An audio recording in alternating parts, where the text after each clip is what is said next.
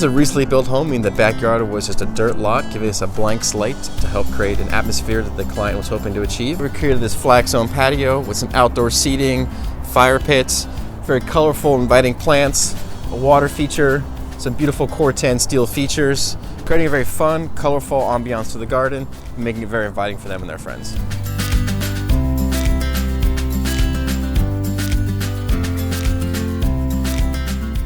So there's some fun and interesting custom elements that we created in the garden.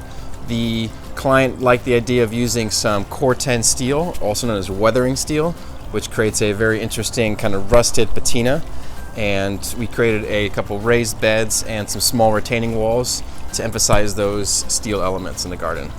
So here's the Core 10 raised bed that we built, that we welded at our shop and brought it here on site.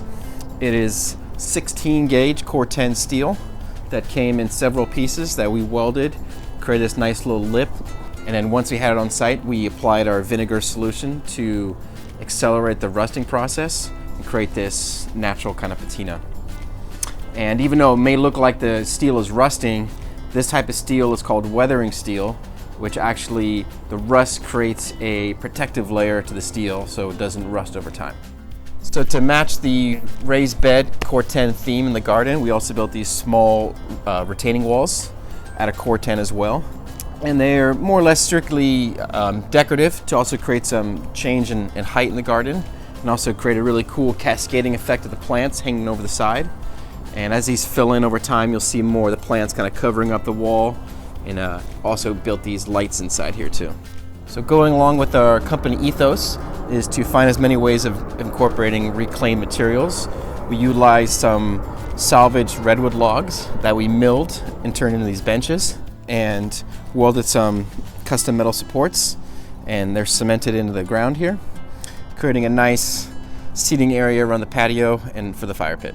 We created these swales on site, which capture the water at the lowest point in the garden in this inlet valve. And then there's piping that goes to the front yard to collect some additional drainage locations and outlets in the front. And this keeps water from pooling and flooding in the backyard.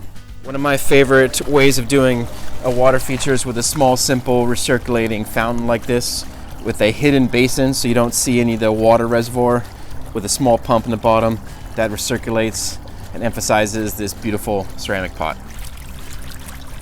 Due to the south-facing exposure of this garden, which gets very hot in the summertime, with very limited shading, we wanted to emphasize plants that could take the long, hot summers, very dry and also very windy.